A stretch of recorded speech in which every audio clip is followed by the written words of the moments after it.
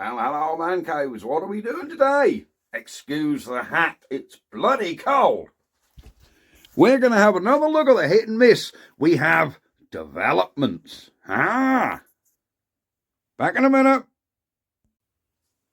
Well, man cavers, like I said, we have developments. What have I done, you ask? Well, what's happened is, off camera, I didn't record all this because it was just a lot of fettling. What I've basically done is I found a drill bit 1/2 mil smaller than the holes in here and here. I just ran my drill through them. The same with the ones on the bottom of the cylinder. We're all back together. We've got the hit and miss arm back on, which is now a lot more lined up than it was, because I've actually got it to bend over.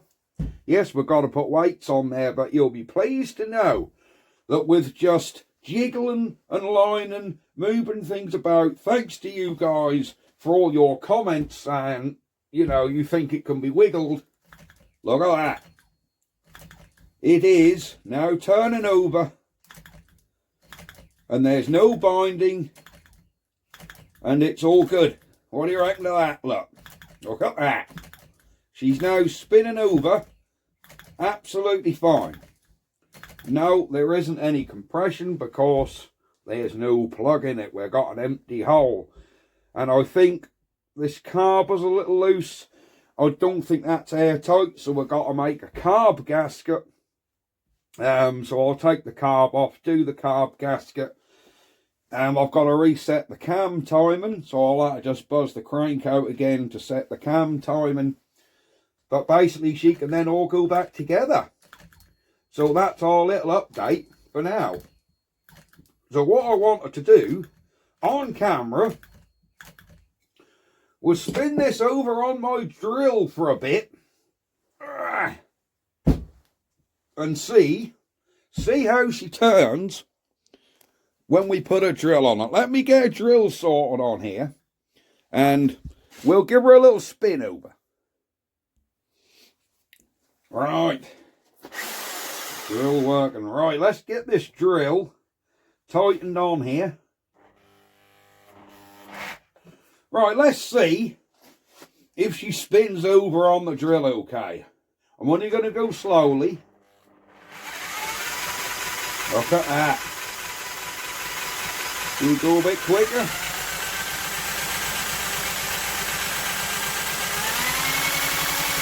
She's spinning over there nicely, isn't it?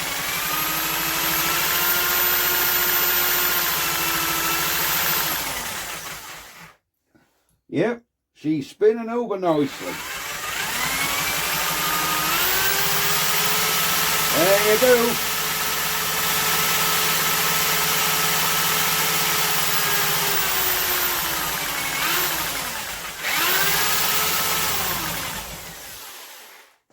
Well, there you go, guys. She is spinning over there absolutely beautifully now. So, yes, it was all just a slight alignment-ish. Oh, no, that's been spun with a drill. It's really free, look. Look at that. Absolutely perfect. We have a nice even gap in here now, in this conrod. And there's even... I can actually, you can't really see it, but if I hold the big end tight, there's even slight sideways movement in the little end, so we know it's not binding one side of the piston or the other, or else we wouldn't have that little end movement in the conrod. And that is side to side movement, not back to front, so we ain't got sort of play in it, but we've got a little bit of end float. Yeah, there's a little tiny bit of end float going backwards and forwards. So we know the conrod's not rammed over one side of the piston or the other. So it may look slightly off centre still, but it's still got play in there. It's not binding one side or the other. I have got to put tiny shims in this big end. We do need to put some tiny shims in there, because if I tighten them right down, it don't turn. But that's not unusual, because I think, well, my Ruston PB is like that.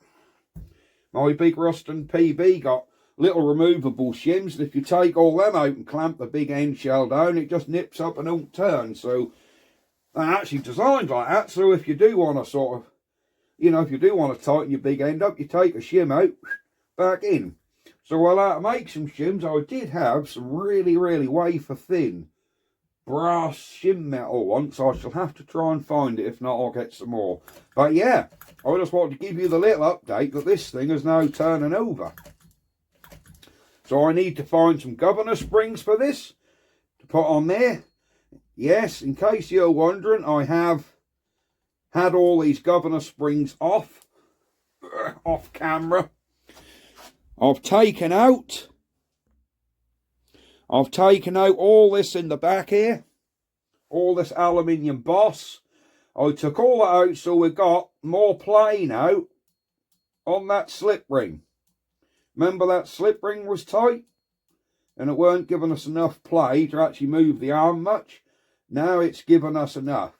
So yes, I'm so sorry I did all that off camera, but to be honest with you, it was like 3 hours in here last night, totally stripping the engine, taking everything off, flywheels, governors, took all this off. I took the whole lot off and went, you know, from scratch, reassembled. And this is what we've come up with. I've even, now this oiler what the guy made, he even, the screw he had in the middle was just a normal screw that was threaded all the way down. And the problem with that was it just bunged the hole up. So I've shaved one side off that screw with a file. So if you screw it all the way in, it cuts off an oil supply. If you undo it a little bit, oil runs down the threads and we get a drip. And the more I unscrew it, the faster the drip goes. So it is a variable fit oiler now. I would like a little glass one.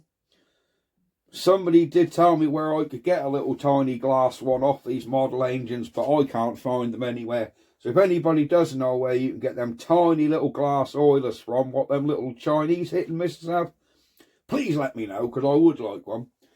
But for now, we'll use this. But we've got a little ways to go before we can actually try and start this thing. Like I say, I've got to make a carb gasket. We'll do that on video. I'll set the cam timing on video. That's nice and easy. And yeah.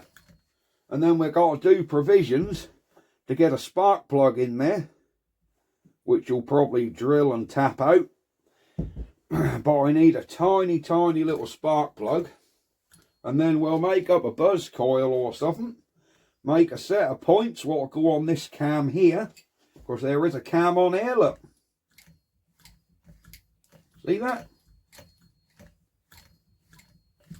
There is a cam on there. There you go, that's flat up.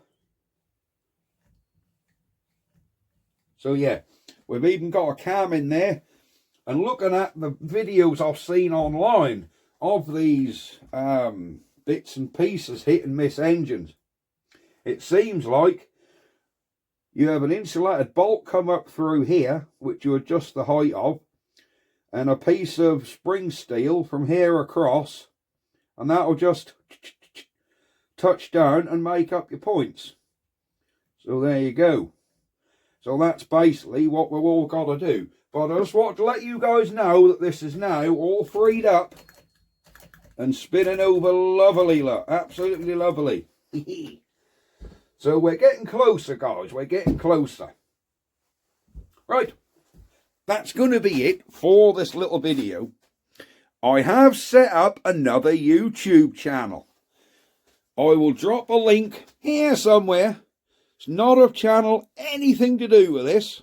It's called, what did I call it now? I set it up only this morning, and it's called, I can't remember. What did I call it? Walks and Waters UK, that's it. So I basically wander about somewhere, and then I've got a waterproof case what my GoPro go in, and I dunk that in the water, and we look around in the bottom of riverbeds and crap. So there you go. So I'll put a link in there, but it's called Walks and Water UK, and there's only one video on there at the minute, which I uploaded this morning, and that's called Westacre and River Nar, I do believe. So you might have a job to find it, because it's a brand new channel with no subscribers. I set it up this morning, and I had a job to find it myself when I went on Norfolk Man Cave and typed in Westacre. Everything apart from the new video come up. So yeah, you might have a job to find it, so I'll put a link in here. We need to get some subscribers on that channel, if you guys don't mind, if that's your sort of thing.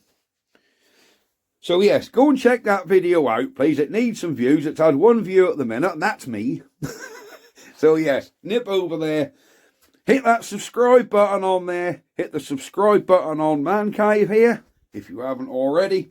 And yes, so if you do like sort of rural walks and looking at rivers and heathland and all that stuff, skip on over there. I do not want to go posting them videos on this channel, because this channel is me engine and my junk channel. So yeah, I don't want to lose a lot of you for putting content on this channel that you're not expecting.